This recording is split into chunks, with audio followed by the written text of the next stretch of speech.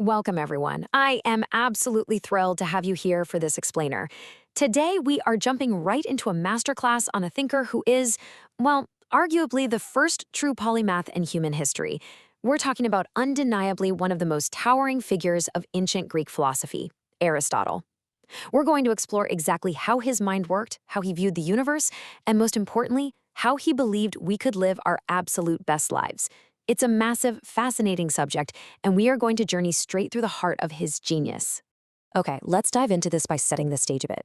You see, Aristotle wasn't just some solitary genius. For 20 years, he was actually the star pupil of another philosophical giant, Plato.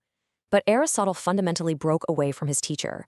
If you notice the contrast here, while Plato was essentially pointing up, focusing on this abstract, separate theory of forms, Aristotle was looking right down at the dirt. He was deeply, deeply empirically minded. He believed that if you want to understand reality, you literally have to look at and closely observe nature itself.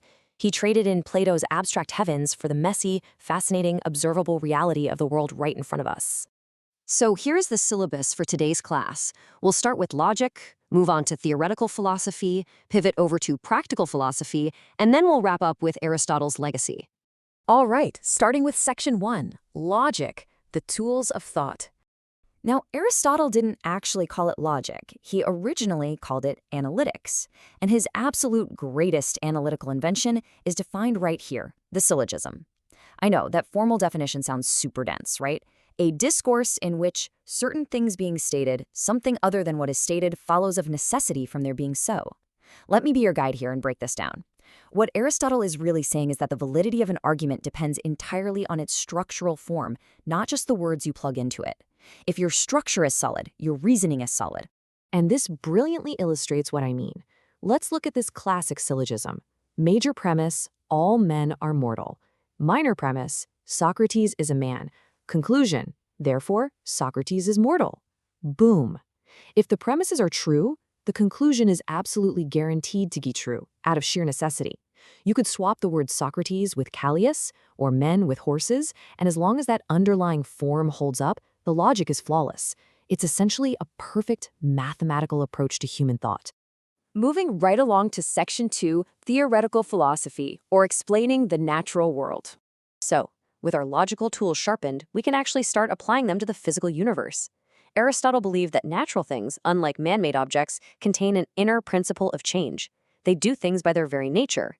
And to truly understand this, or really any object at all, you have to know its four causes. Let's demystify this using one of his favorite real-life analogies, a bronze sculpture. First, you have the material cause. What is it made of? Well, the underlying bronze. Second, the formal cause. What kind of thing is it? It's a sphere. Third, the efficient cause. What brought it about? The sculptor. And fourth, the final cause. Why was it made? The purpose, which might just be to be beautiful. If you can answer those four questions, you truly, fundamentally understand the object. Now, that final cause is incredibly important. It leads us directly into this concept of teleology.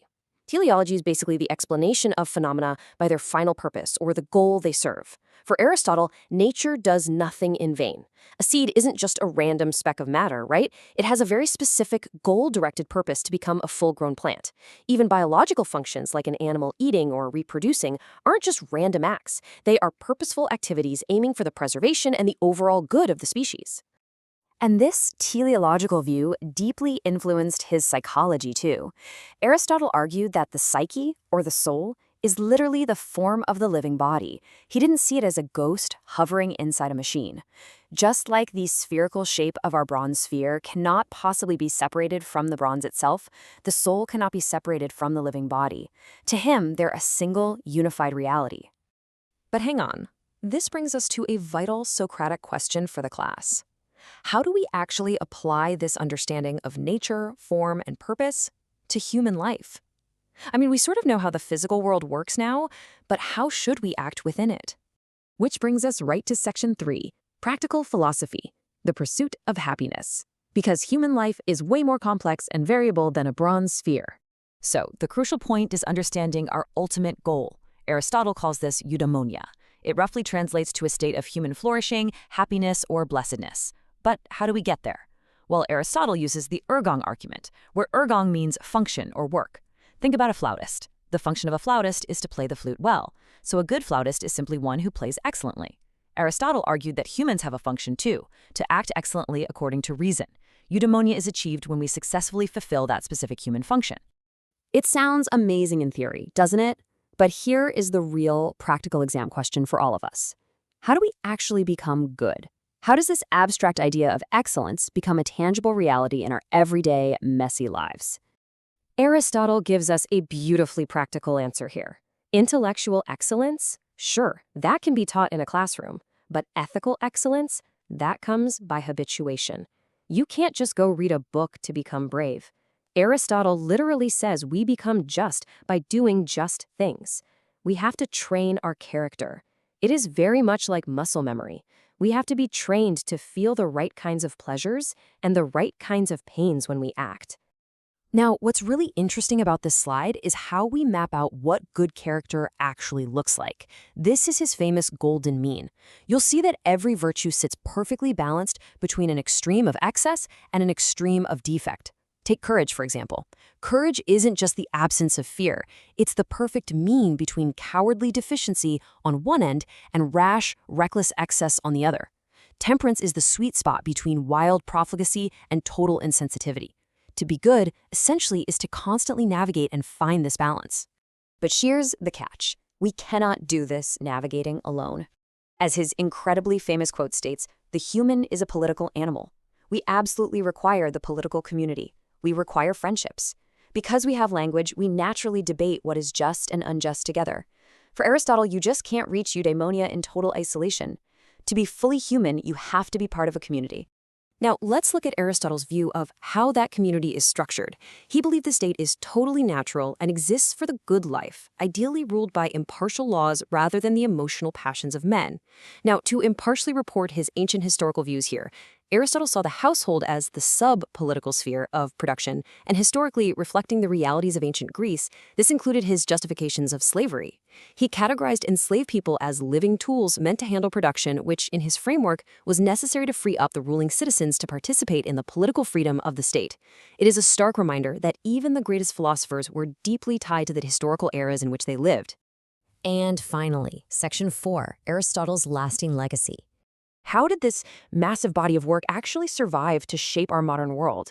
It's an incredible timeline. Keep in mind what we actually have of Aristotle are essentially just his lecture notes from the Lyceum in ancient Athens. After his death in 322 BCE, the peripatetic movement carried his ideas forward. During the Middle Ages, his works were famously preserved, translated, and expanded upon by brilliant Islamic scholars like Ibn Rushd. This eventually sparked a massive 13th century revival in Europe through Thomas Aquinas. And even today, philosophers are constantly returning to his concepts of natural powers and virtue ethics to solve modern moral problems.